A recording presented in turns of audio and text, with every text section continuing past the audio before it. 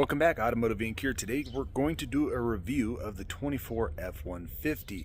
Now for 2025, not many changes on the F-150 whatsoever. And no, I didn't trade off Loki, my 24 Super Duty, on this. This is my loaner. The dealer's been really awesome with always giving me a nice loaner. They have a lot of courtesy vehicles, so it's not a rental.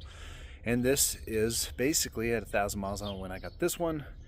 And so we're going to walk around, talk a little bit about it, and if you wanted to take advantage of that employee pricing this month on this specific F-150, they're averaging about $5,000 to $9,000 off depending on which truck you pick.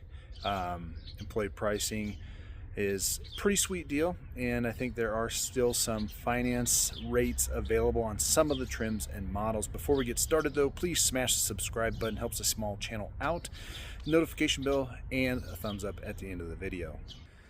So this is a 2024 F-150 STX package. Now this is not the STX package from 2011. What you get for the money is very, very nice. Matter of fact, this truck is very well equipped, and you're going to be kind of blown away on standard features. Now this is Avalanche. It is kind of an off gray white-ish color. For 24, they changed the Ford badges from blue and chrome to blue and white. A little bit more nostalgic look to it. Now this one's interesting because it's hard to actually even decide on some trims where you get the dual exhaust. I've seen it on the Power Boost, I've seen it on the Coyote, and I don't see an ad for that on the actual window sticker, so pretty cool to have that. It actually sounds pretty good. I'll show you that here in a second. FX4 package, some black rims. All-terrain tires are definitely more all-terrain than the Z71 Chevy I drove the other day. And then now on STX you get the back glass tinted, so you only have to tint the two fronts. Way back when this would all be clear glass, you'd have to tint them all. I do not see an ad for the running boards. All blacked out, and then the headlights are growing on me, so instead of having a normal headlamp for your daytime running lamps, it's now those amber turn signals. They're pretty sharp.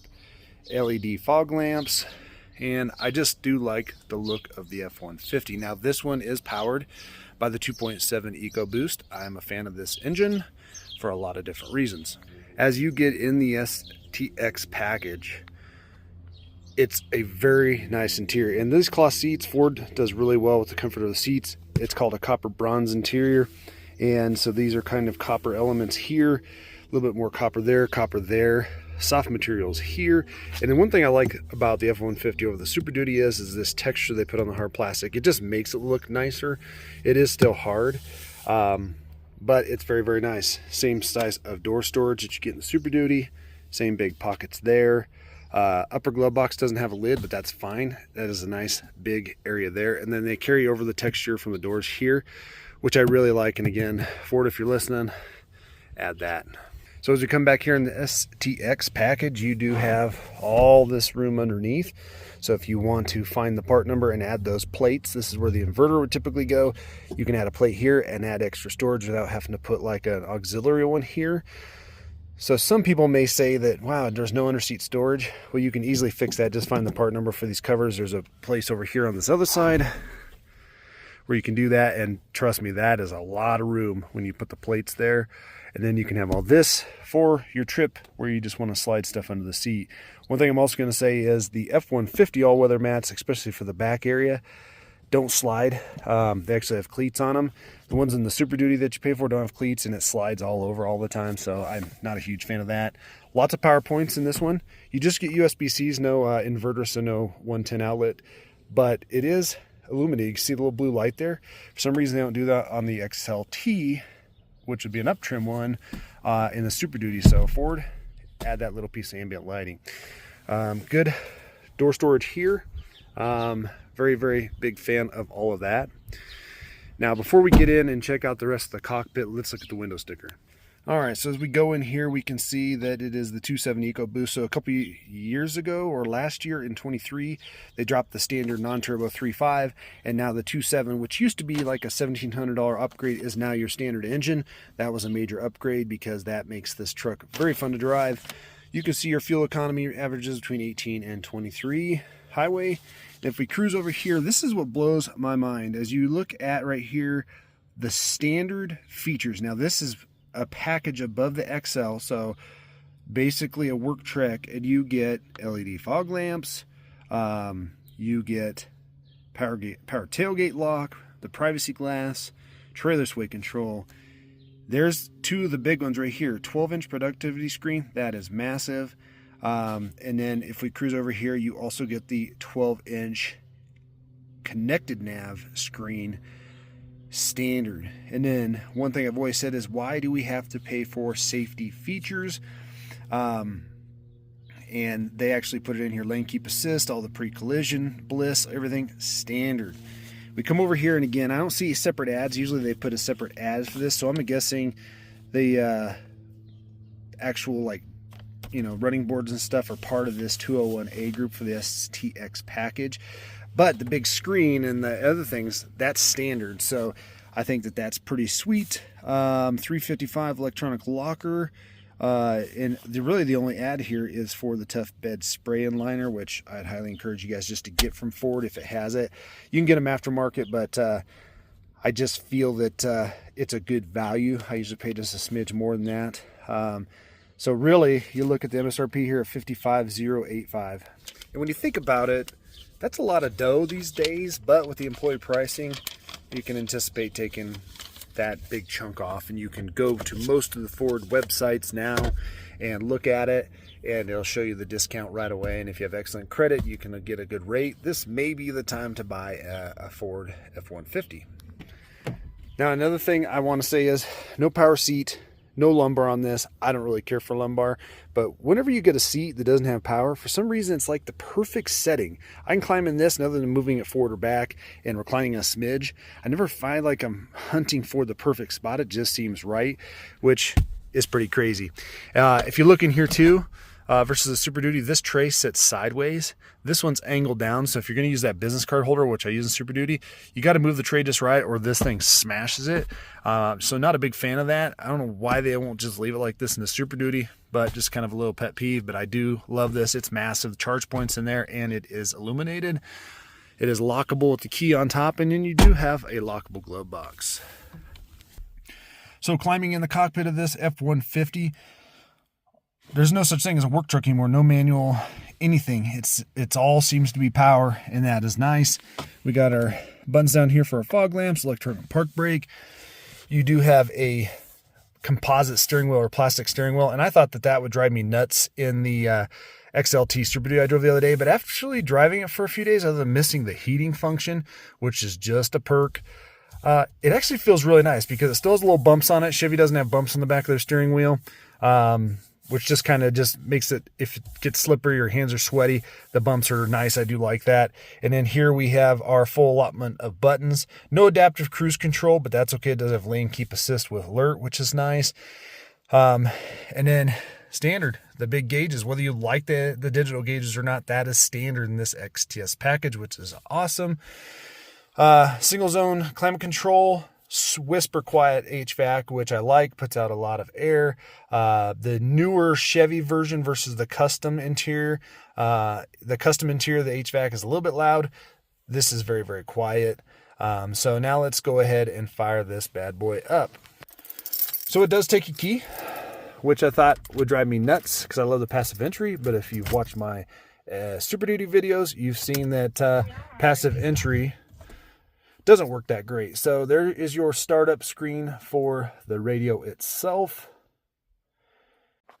So the connected nav on this system is almost identical to the ones in Super Duty. I see no difference other than F-150s have different feature settings a lot of times, but most of the vehicle settings are going to be the same. Here is your startup screen in your STX package.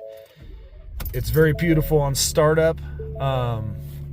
So we'll go back here to Eco, and same screens as you click through your drive modes. You do have your trailer tow, so you can set up just like the Super Duty, where you can change the screens over here for the information that you want. This trim doesn't have a rock crawl because obviously it's not a Tremor, but you have Eco, you have Sport. So the startup and the shutoff of this screen is very pretty and very sharp. And if you want to go over here to your off-road, it also allows you to do your configuration for pitch and roll. And then the tachometer is up there that you can see. So very nice display for being a work truck. Now this truck does have the extended range fuel tank, so it makes it a 37, I think, which I love. They should put that in the Power Boost. I thought they had mentioned it was going to be a standard option in the Power Boost starting in 24. However, most of the Power Boosts I've looked at are the short beds, so they need the longer bed, the longer frame, so they can stick that bigger tank in there. But I would definitely get the extended range in any of the F-150s if you can get it, because it's not an expensive option and it really boosts your range up. Now, as we cruise through here again, guys, I usually drive the truck in eco or normal, not sport. We cruise over here, a lot of great safety features. The Sync 4 with the 12-inch screen is fantastic. There is your camera quality, and then of course you can do your zoom in, automatic park brake for those situations where you're backing up, bliss. Excellent camera views, and you can keep that on while you're driving. Again, you can pull this over here. So the fact that you're getting this standard in the STX trim, which is basically, like I said, their most basic trim other than a work truck, you don't even get this big screen standard in an XLT Super Duty until you go premium. So at some point I think Ford will probably change that over and whatnot, and you'll get that. But very good. It already collects breadcrumbs. It does have Apple CarPlay and Android Auto also. So it's a very, very nice, beautiful screen. And to be honest with you, I'm not going to turn up the stereo because it's not going to give you a good idea because of just the camera quality and recording quality. But this base stereo system is almost as good as the GM Bose system. It is not the Unleashed system, but we've been in some Chevys and some GMC trucks that the quality of the stock stereo is just not good. Now, Kong, the 24 Chevy, actually had a decent stereo. I'm going to say it's actually pretty good also. But this is really good. And for me, I drive a lot alone, and I love jamming out to my tunes when I'm not filming. And having a good bass stereo is excellent, because that means you don't have to pay the upgrade to go to the fancier stereo or a different package that costs a lot more money for features you may not care about, but you just want a better stereo. This is better than the LT Chevy that I drove the other day, the HD. It wasn't bad, but this is better. So this bang for buck is an excellent little pickup. Great horsepower, tows about 7,000 pounds. Which is more than what most people are going to need. Good fuel economy. On the highway the other day, over about 60 miles, I got about 23 miles a gallon. In town, it's getting about 18. So that's right on par with what the window sticker says, and I think as it gets more broken and whatnot, it'll be good. Now, the 2.7 is the smallest engine in the lineup, but it's no slouch on power. You can run 87 octane in this thing. It does have a cast iron block versus all of the rest of them have an aluminum block. So if that's something that really spikes your love for something, then this is definitely worth a shot.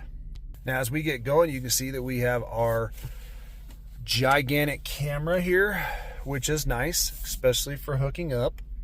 Now, most people don't use this for a half ton for towing a gooseneck or a fifth wheel, but the possibility is there. So I do like that. The safety system itself is not overzealous, meaning it keeps you in your lane, but it's not aggressive. You can turn it up to aggressive, but I don't know why you would. So I've been in this truck for about 4 or 5 days, and honestly, having driven Loki, which is Lariat Ultimate, I have to say it's very nice. The ride is excellent. The power is good, although I'd go Power Boost. And my brother-in-law, who is the professional truck driver, did a video with me the other day on this, and he would go Coyote because he's a V8 guy. But Ford really does give you an a la carte type setup where you can go in and build a truck or a car or whatever exactly the way you want it. Now, of course, you do need to forecast your needs, towing needs, potential future towing needs, campers, what you guys are going to need, because this truck, it would be an excellent daily driver for anybody, you know. But if you intend on getting a camper at some point, kind of have an idea of what you want to do, and then Ford breaks it down by the package, by the axle, by the tire, by everything, so that way you know your tow ratings before you even buy. So if you're just going to pull a tent camper, the 2.7, this has a 1,700 pound payload. Tongue weight's plenty for something like that, or even a small travel trailer, small gooseneck horse trailer. I think you're right on par with this. You don't even need to go that high, but really the bang for buck comes is what you get for your money. And you know, everybody has their woes, and there's a lot of people, they'll crank on the Ecoboost, there's garbage engine. Well, that's great. Well, the Coyote that we had for about a week while Loki was in the shop, averaged about the same fuel economy. So no matter which engine you get, other than the power boost, if you drive it reasonable, you're probably going to return about the same whether you go V8 or Ecoboost or whatever. So it's just kind of your thing. Now, I always tell people, I said a lot of it comes down to maintenance. Some of these 7,500 mile oil change intervals, I think, are actually not good for the vehicles, and we are starting to see more problems with it. The Ecoboost we had at work never had any engine issues. They changed the oil about every 5,000 miles or less, and at the end of the day, they had no problems. You know, 160, 170,000 miles and not even a water pump. So I think some of that has to do with oil change intervals and stretching them as far as you can. I also think that going full synthetic could help a lot of that longevity. But, you know, this is a nice truck for the amount of money you're going to pay. And I really do think that you're getting more bang for your buck in a Ford, whether you love them or hate them, than you are the GM or the Ram trucks. And honestly, you know, you almost can't beat it. It's been a joy to drive. We're probably going to have this for a little bit longer, but it's whisper quiet in here. I like the 23 front end much better than the front end on this, but it is growing on me. And obviously, if you go Lariat, you'll get a little bit classier headlight signature. And there'll be another video when I show you the walk around of the video of this. But, you know, auto high beams, they're LED lights. They're super bright at night. The interior has ambient lighting for this trim of the truck. I think it's really good. And I've been in some other lower trim trucks, like I said, the Chevy Custom, and I loved it. It's simplicity. However, a couple extra perks would just have been a little bit nicer. And that's where the STX package from Ford really kind of takes it a step above. I mean, it's not that expensive of a package to add for what you're getting. And man, you know, if I was in the market for an F-150, I don't think you can get the power boost in this trim. I think you have to go XLT or larger, but I didn't check. This truck, I would buy this truck in a heartbeat. It's nice looking.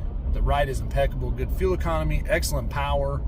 I've had all the Ecoboost engines except for the HO, and no complaints. I have no complaints about the Ecoboost. But trust me, when they first came out with a V6 and a full-size pickup, I definitely poo-pooed it. Oh, nothing's going to beat a V8. But, you know, to be honest with you, I kind of like it. I don't even mind it. I don't even care anymore. There is just something classy about that, you know, that awesome little V8 rumble that you get. But frankly, I just like being comfortable and having this cabin be nice, quiet, and that this truck does very well. So that is kind of my review of this truck. We're going to have a handful of more videos on it because we need to break down some stuff that's in here, show some people some cool little things about it. But, you know, I got to say that if you're in the market for a half-ton truck, then I would compel you to obviously drive all of them, see which one works the best for you. And then obviously if price is a big deal, I don't see discounts like this on most of the other ones. I know GM has some stuff on there, 1500 2.7 Turbo Max with pretty good discounts and a good APR. So, but you know, at the end of the day, guys, this Ford F-150 is still my favorite and my choice for half-ton trucks out there. I'd go F-150 every day of the week.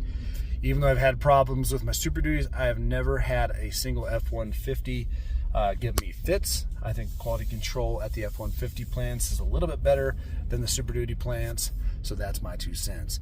As always, guys, appreciate you guys being here, and I'm going to catch you on the next one.